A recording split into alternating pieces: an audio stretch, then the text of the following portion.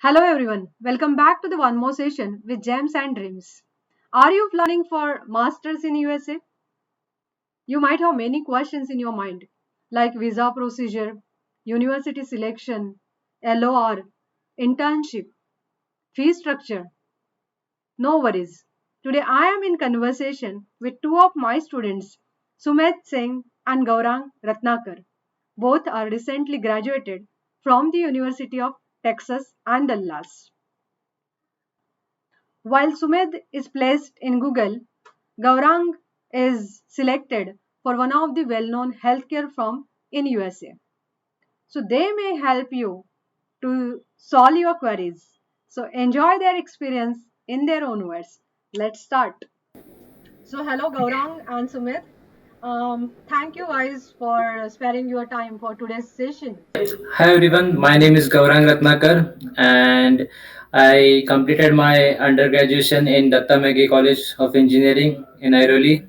And after that, I immediately pursued my master's in University of Texas at Dallas. And my master's was based in computer science with a data science specialization, and currently I'm working as a software engineer in HHAeXchange company, which is leading healthcare industry. So I am basically working as a backend software engineer over there currently. Congratulations for your placement. Yeah, thank you. Hi everyone, my name is Sumedh. I graduated from the same college as Gaurang, Datta College of Engineering, and I pursued my master's from UT Dallas. I graduated this December in computer science, and right now I'm working as a software engineer at Google. I work on the Android package manager team. So Sumedh and Gaurang, you both were a scholar student. Yeah. So getting place in any good firm with a good package, and that is in India, was not a big deal for you people. Then what strikes in your mind that you both have decided to go for the MS in USA? Okay, so my like for personally for me, I think securing a job in India was like a validation for me that I have worked hard throughout my undergraduation course, and I have secured a job.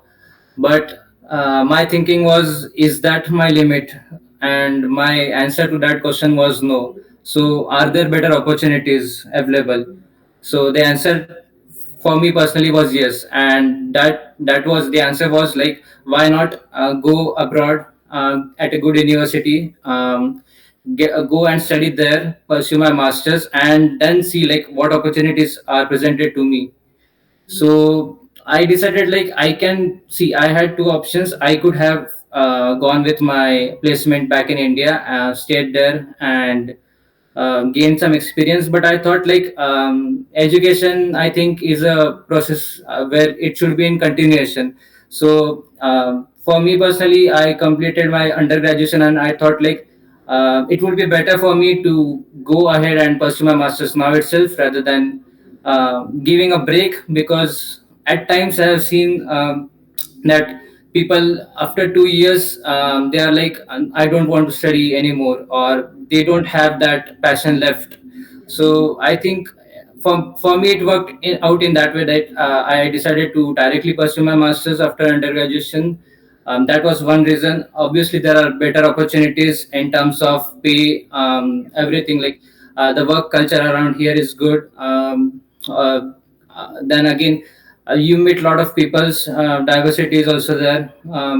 So considering and weighing all my options, I thought like pursuing my masters, if I have an option readily available and if everything is working out in terms of visa and everything, if I'm getting placed in a good college, I thought like it would be a good option, and I should not limit myself only here but should explore all the opportunities out there and select a better one. And that's the reason I went and pursued my masters.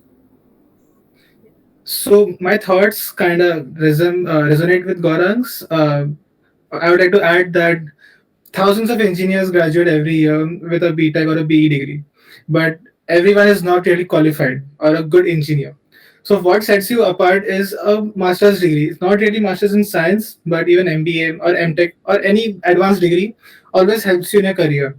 So it's now upon you what path you want to take. If you're more interested in managerial side, you can go for MBA.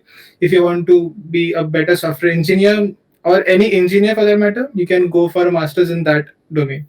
Yeah. However, um, going immediately is not compulsory, but yeah, it's good if you complete your education in one go. However, the other option you can explore is you can work here for a few years. If you feel that you're not making much progress or you need to like grow in life, you can go for masters, which in turn helps you get better opportunities because you have a work experience in India. Yeah, so that was my thinking. I personally feel that if you want to go for masters, be it a MTech, be it a MBA or MS, so if you do it in a continuation, then it will be more beneficial. Because break, whenever you took a break, in that case, somewhere that passion, there are chances of losing the passion for the studies, and Right. that's why continuation plays important role, I can say. Right, and also you are in the flow. It's a process, right? So you are in the flow, and it's a better way, always a better thing to go with the flow rather than break it and then again come back into the flow. So, and if you are, if you, I mean, obviously you can be open to work. And then like some people obviously do they come with the work experience, but then you should be very determined that I am going to do this. Yeah. I am not going to second guess my options later, because if you do that, then you are eventually going to not open your full potential, I would say, Yeah. by not coming over here and not exploring all other opportunities. So you need to be very determined if you are working there and deciding to come later. So that's the only one thing I think everyone should think if they are preferring to get the work experience in India. Yes. For today's session, I have a bunch of questions, and that all are come directly came from my students, those who want to pursue masters in USA. So the very first question is, what is an ideal timeline for getting GRE and TOEFL? I can add to this. So usually people start preparing for GRE and TOEFL right after the second year. So once you pass your fourth semester, when you go to fifth semester, people start taking classes for GRE and TOEFL, and they study for one semester. And in the sixth semester, mid sixth semester, something like March or beyond, they start scheduling the GRE exams. Once GRE is done, you can schedule your TOEFL either immediately or sometime in early seventh semester. And yeah, that's it. Some people do earlier, some people do later, but this is the ideal time, which gives you enough time if you want to give GRE once again, if you feel your score is low and you can improve. So you have time in your hand and you don't feel rushed. Like with the start of second year, you should be clear with the plan, or you take that third and fourth semester to plan out things for you. So if you are very sure that you are going to do masters or any like MBA or any other course, high level course, so you need to plan out those things. Even like people go for gate, right? But you need to start preparations from like early stage itself. So the planning stage can be third and fourth semesters, but after that you need to if you are open to join classes or training consultancies, then you can do that in the fifth semester. By the end of sixth semester, you should be prepared to give your GRE exam, and then TOEFL is just a month addition to what you have prepared for GRE in terms of the English part of the speaking and vocabulary part. Everything just adds up to TOEFL, so that would just take a month. Uh, so it's fine if you give it in 7th sem, but the reason behind giving GRE in 6th sem or at the start of 6th sem also as early as possible, because if you are not satisfied with your first score, you can always go for a repeat exam. So there needs to be a buffer because you need to revise everything and then again apply for the exam and take the exam. So keep all those things in mind and prepare accordingly. Always keep an extra buffer. Don't be too late, I would say, because having an additional time is always an edge for you. But if you don't have that, things can become difficult at times. If you score less, probably you would not be presented with a lot of universities. That's the only reason. So plan out everything in third and fourth semester. That's my only suggestion to all the people listening. And you should be very sure about how you are going to proceed, and like you should have all the cases and scenarios covered with you in your plan. So if something happens, when I am going to repeat my exam or what I'm going to do next. So by sixth semester you should be mostly be done with your GRE, and if TOEFL then that's good, but you can give it by start of seventh semester. I would not suggest to go beyond August in seventh semester, because most of the colleges, like the Ivy Leagues or the top colleges, they open their reservations of seats basically on September. So that would be a good uh, timeline to follow. So please finish off your like both the exams by August So seventh this semester. timeline works if you're going directly after your graduation. So I would like to give a generalized timeline in terms of how many months before, which is exactly same way that we followed, but in order to understand. So for example, if you're going in 2019, uh, admissions open in 2018. Like if you're going in the August intake of 19, the admissions will start, or the process will start. You apply to colleges, everything will begin in August of 2018. So you have to have everything ready. Your list should be ready. This is only for top colleges, but if you're aiming for normal colleges like the one which we went to, um, about December of the previous month works, or previous year works. Yeah, that can range from like Sumedh said, November, December. You need to just visit their websites.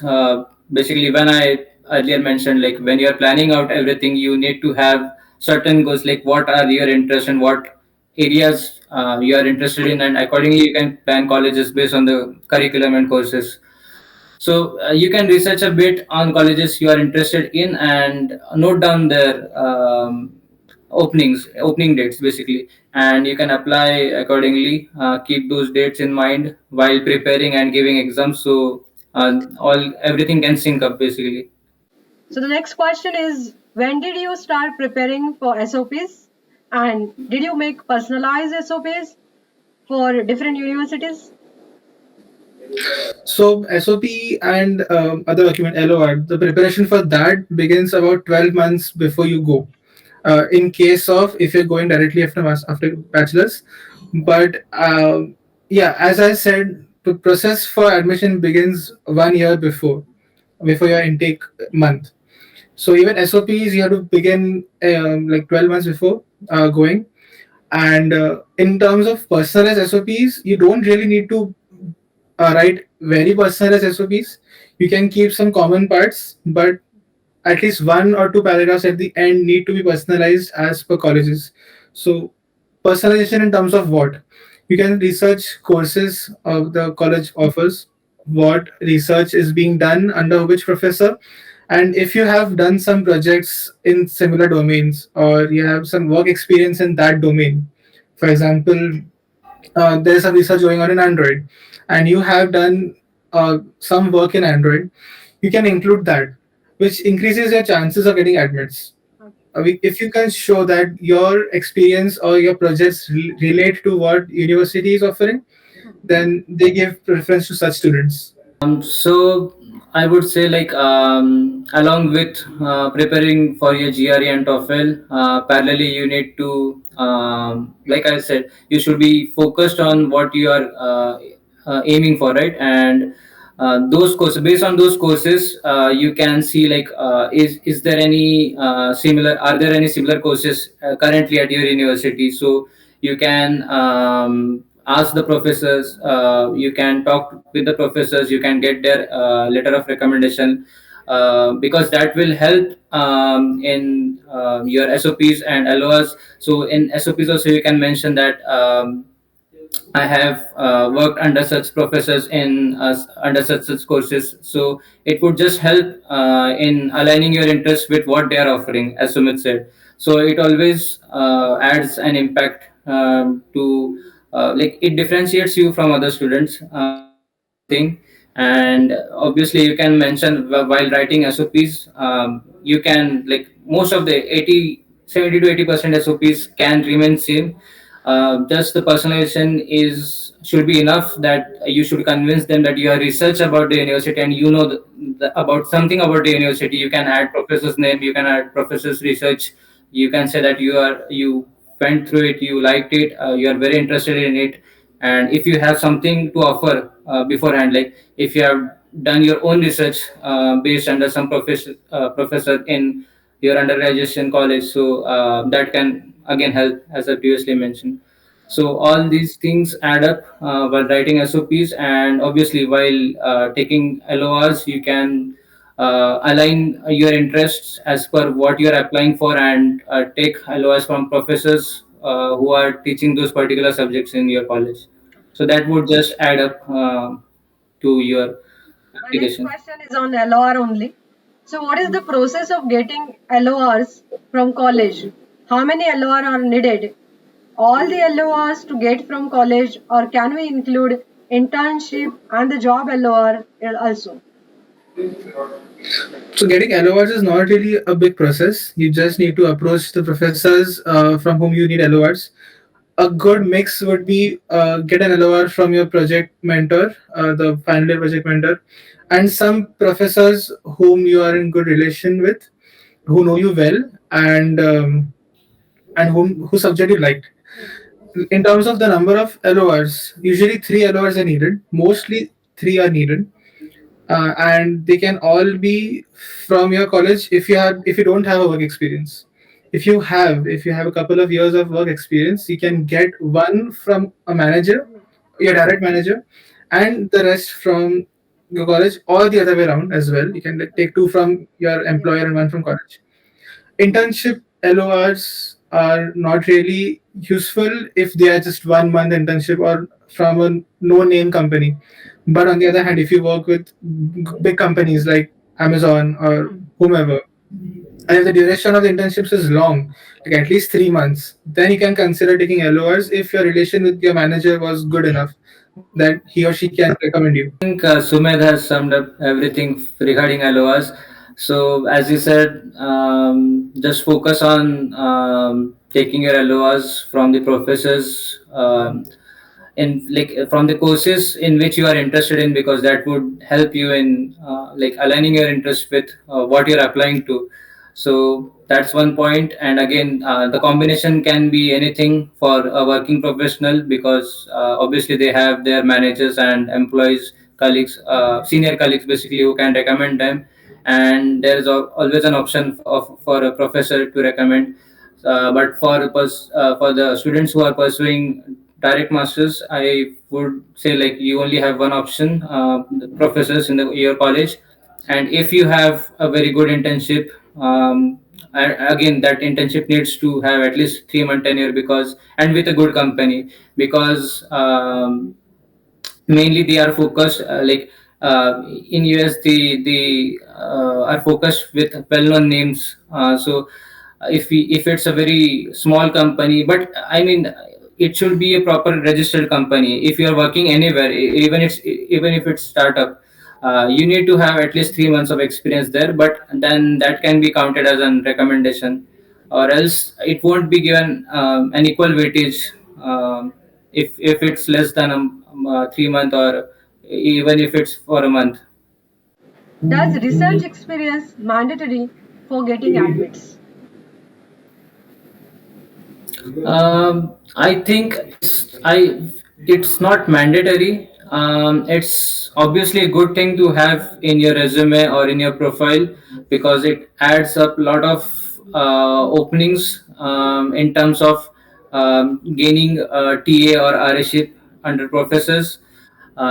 So it's very good to have that kind of research. But again, I would recommend that research in terms of you need to go through a lot of papers. You need to firstly decide what area you are interested in what research you are interested in. Are there any previously published papers from like international level committees or platforms? You need to go through all the papers. You need to um, study them properly and then come up with something which can be published at such a level, and that would be considered like very very good, because publishing something in international journals or at international level, that opens a lot of paths for you So over here as well. here I feel that publishing one or two paper in any journal is not research, correct? Yes, that would be correct. If it's a local or it even if it's at a like national level, I would say it would carry some weightage. But again, to be considered as a good research candidate, you need to have something published in like on an international level or something, and that really requires a lot of hard work and a good amount of dedication, Yeah. I would say. So apart from college curriculum, what other activities you did to add value to your profile? So college curriculum is of course one thing which helps you to get good jobs. But apart from or even admissions in higher universities, apart from that, personal projects in a domain which you like and internships also help a lot to get admits and work experience of course. But internship is the like bare minimum which you need to have a good admit from a good college. I would say personal projects again.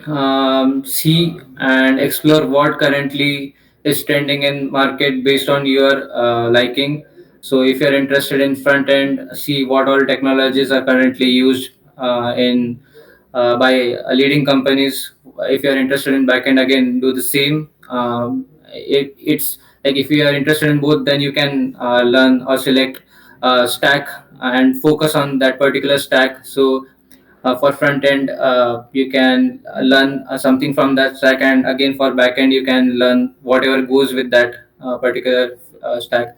So see and explore all those things, because we did not explore as much when we are back in India, and we think we should have done that. And this is like a very serious thing which we would recommend all the students to consider this, because all these factors are counted, like all the extracurricular activities you do. If you are involved in any extracurricular, like Sumedh was member of developer student club back in college, so that's a very good thing to have. Like you can always be involved in such things or be a part of such good, I would say, exercises, events, participate in everything.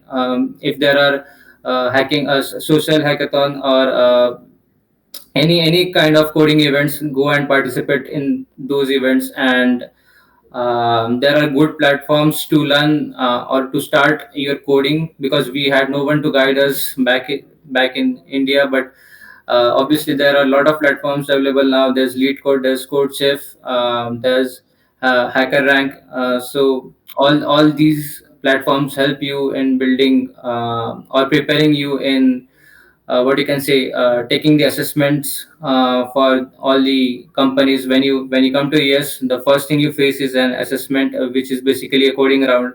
So when you practice from such platforms at start of your like when you are basically in under you are an undergrad student only, so that would help you a lot, because we started it when we came here. We were not aware about it, but if you start preparing it beforehand, it would definitely give an edge, because you would be very comfortable solving all the algorithm problems coming over here, and then your interview process would become easy, comparatively easy, I would say.